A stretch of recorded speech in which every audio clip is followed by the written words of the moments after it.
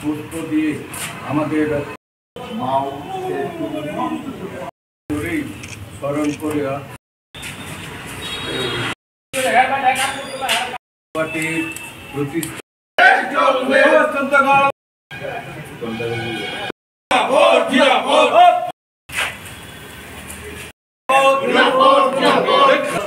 Comrade মাও Zedong ছিলেন একটা গরিব কৃষক পরিবারের ছেলে।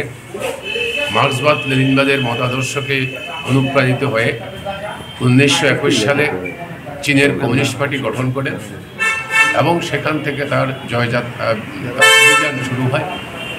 চীনের মাটিকে সাম্রাজ্যবাদের হাত থেকে জাপান সাম্রাজ্যবাদ, ফরাসি সাম্রাজ্যবাদ এবং চরম শোষণের হাত থেকে রক্ষা করার জন্য আজীবন সংগ্রাম করে চীনকে 1949 সালে গণপ্রজাতন্ত্রী চীন হিসেবে, জনগণতান্ত্রিক চীন হিসেবে প্রতিষ্ঠিত করেছেন। সেই চীন শ্রদ্ধার সঙ্গে কমরেড মাও সেতুংকে স্মরণ করেছে এবং চীনের প্রথম রাষ্ট্রপতি নির্বাচিত করেছে। গোটা বিশ্বব্যাপী সাম্রাজ্যবাদের প্রচণ্ড প্রভাবের যুগে মার্কিন সাম্রাজ্যবাদের আজকেও চীনকে, যখন তারা তাদের দেশের অবস্থার সঙ্গে সঙ্গত রেখে সমাজতন্ত্র প্রতিষ্ঠা করার জন্য সংগ্রাম করছে,